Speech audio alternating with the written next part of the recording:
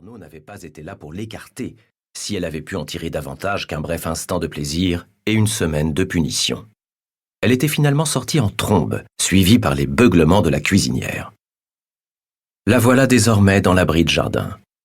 Elle aimerait pouvoir faire autant de vacarme que la pluie sur le toit de tôle, ramasser l'une des pelles abandonnées pour en cogner les murs, histoire d'en écouter le tintement.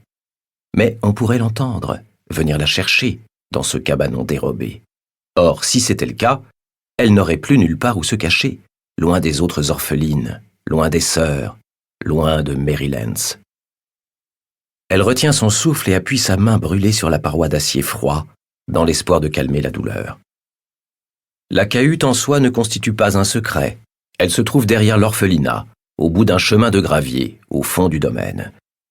Au fil du temps, quelques-unes des pensionnaires ont bien tenté de se l'approprier pour fumer, boire ou se bécoter, mais une seule visite suffit à les dissuader de revenir.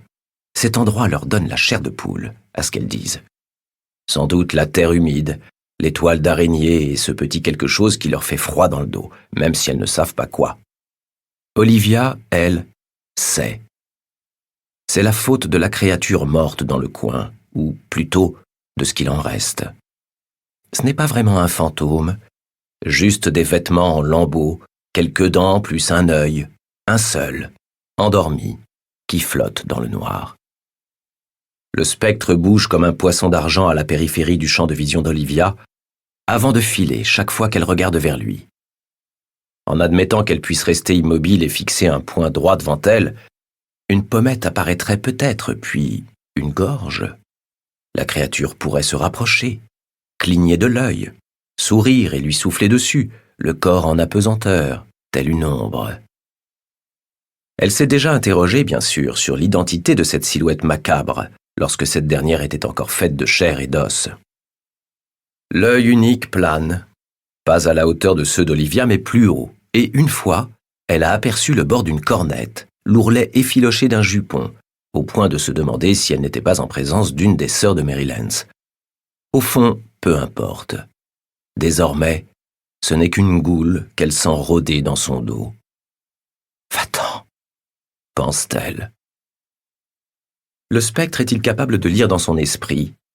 Peut-être, car il tressaille avant de se retirer dans les ténèbres, la laissant seule dans le sinistre cabanon.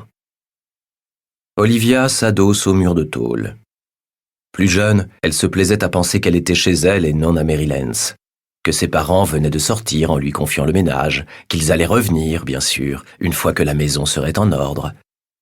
À l'époque, elle balayait la poussière et les toiles d'araignée, empilait les tessons de poterie, rangeait les étagères.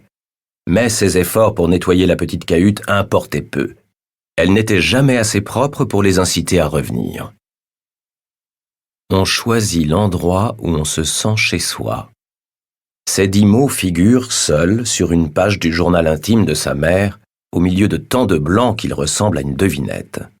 En fait, tout ce qu'elle a écrit est une énigme qui n'attend que d'être résolue. À présent, la pluie a troqué son martèlement contre un tapotement plus léger de doigts un peu las. Olivia sort de sa cachette en poussant un soupir. Dehors, tout est gris. Gris, le jour qui commence à s'assombrir en une nuit pareillement grise. Grise, la faible lumière qui lèche le chemin de gravier. Gris, lui aussi. Grise, la pierre des murs de Mary Lance, maison d'éducation pour jeunes filles.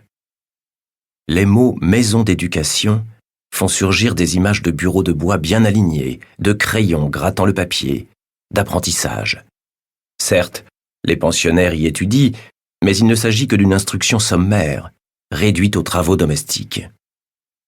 La meilleure manière de nettoyer une cheminée, façonner comme il faut une miche de pain, raccommoder des vêtements avec finesse, exister dans un monde qui ne veut pas de vous, être un simple fantôme sous le toit de quelqu'un d'autre.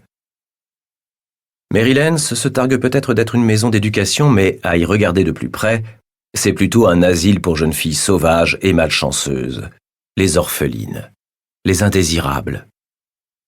L'édifice se dresse tel une pierre tombale entourée non d'un parc ou de collines ondoyantes, mais des façades mornes et affaissées des autres bâtiments qui bordent la ville, et dont les cheminées crachent de la fumée.